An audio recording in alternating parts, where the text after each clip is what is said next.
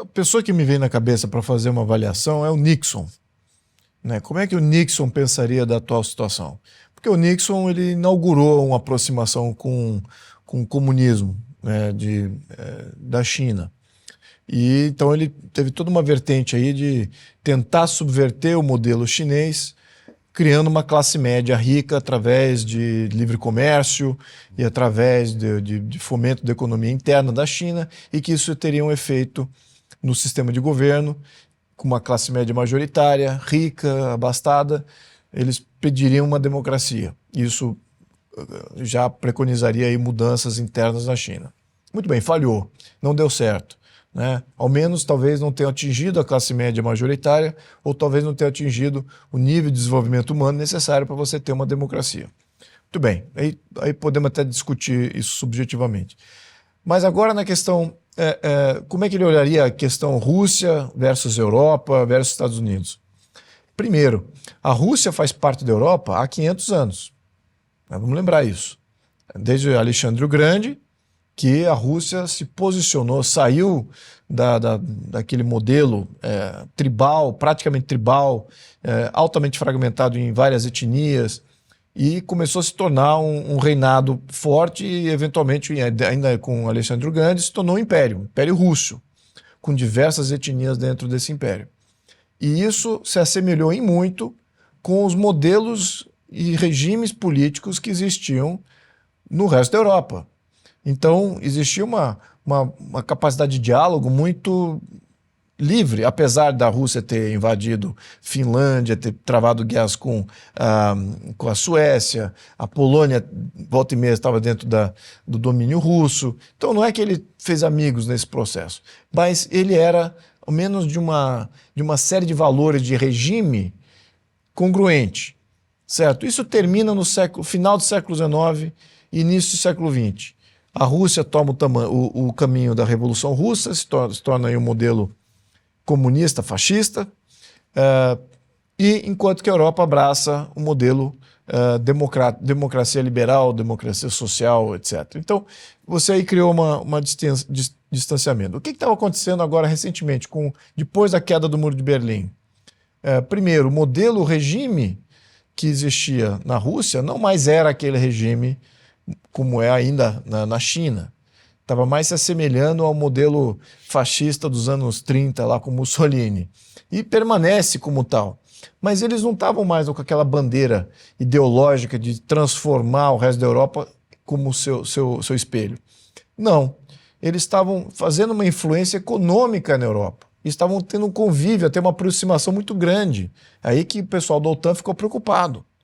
O pessoal da OTAN ficou preocupado que a Rússia estava se tornando um grande parceiro econômico de infraestrutura energética para a Alemanha, para a Itália, para diversos países da Europa Ocidental. A Europa Oriental, ela sempre foi dominante. Sempre foi dominante na Hungria, na Tchecoslováquia, na Estônia, na Letônia, na Ucrânia. Então isso já era um campo já, entre aspas, dominado assim, em termos de zona de influência. Isso era um problema?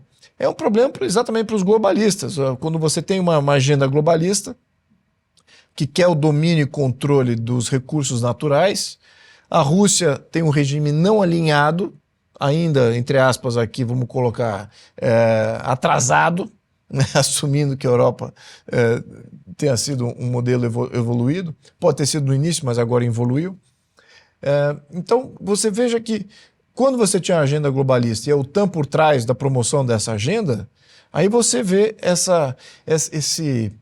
eu diria que essa paz que existia na Europa com a Rússia, até antes desse conflito da Ucrânia, como sendo um grande incômodo.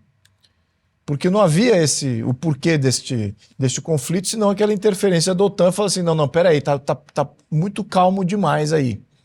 E podemos ver que a concentração de força no modelo russo, por natureza e por definição de modelo, é muito maior do que nas democracias liberais, que têm um poder difuso, não são concentrados.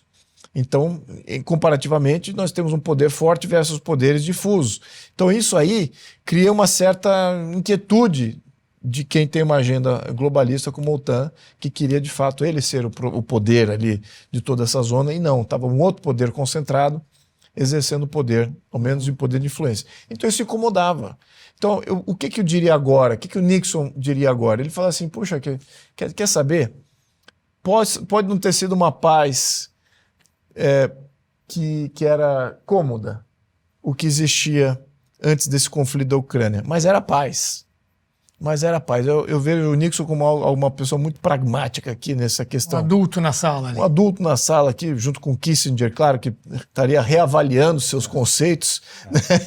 Né? Então, o que eles estariam dizendo, né? Os dois aqui, num debate entre os dois? Eu veria assim, dessa maneira, olha, vamos retroceder ao que existia antes desse conflito da Ucrânia. Você acha que o Trump não está fazendo esse papel? Não, ele está fazendo esse papel porque os dois lados estão atiçados.